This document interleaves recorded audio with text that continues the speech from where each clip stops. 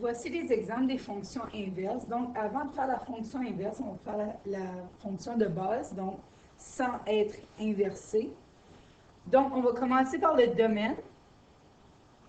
Donc, quel est le domaine d'une fonction quadratique dans ce cas-ci, x2 moins 4? Donc, c'est toujours x appartient à moins qu'on aurait vraiment une situation. Dans ce cas-ci, on a seulement l'équation. L'image y appartient à R telle que, donc on sait une fonction quadratique, on va toujours avoir un minimum ou un maximum. Ici, on a quelque chose de ce genre-là. Ici, on a l'ordonnée à l'origine qui est moins 4, donc on a un minimum, donc y est plus grand ou égal à moins 4. Comportement à l'infini. Donc, on va regarder quand x s'en va vers l'infini. Ça veut dire qu'il va devenir très, très, très grand positif. Y va tendre vers l'infini.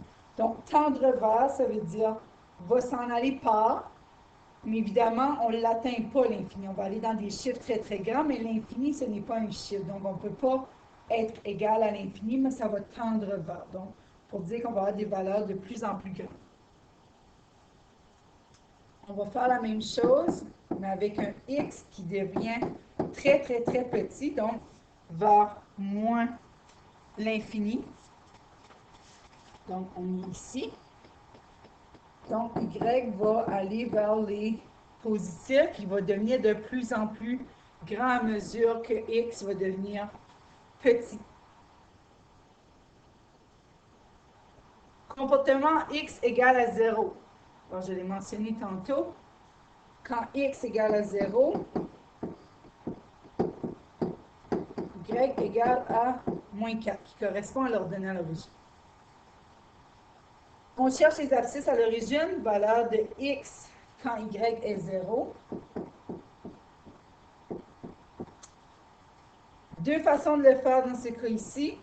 On peut soit l'utiliser comme ça, on envoie le 4 de l'autre côté, on fait racine carrée, en n'oubliant pas de faire racine carrée des deux côtés et en n'oubliant pas de prendre le plus et le moins. Donc, je vais le faire de cette façon-là.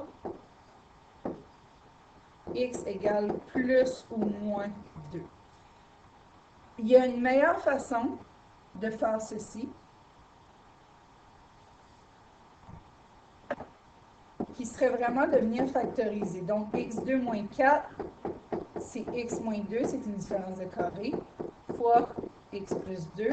Et de cette façon-là, on peut trouver que x égale à 2 et x égale à moins 2. On peut aussi dire x égale plus ou moins 2, qui est exactement la même chose.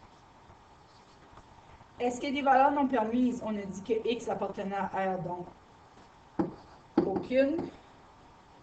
Asymptote verticale, comme il n'y a pas de valeur non permise, c'est aucune. Et asymptote horizontale, comme y appartient à en haut de y égale est plus grand ou égal à moins 4, il n'y a aucune asymptote verticale. Il n'y a pas de droite qui vraiment finit le graphique ou rend des valeurs non permises en y.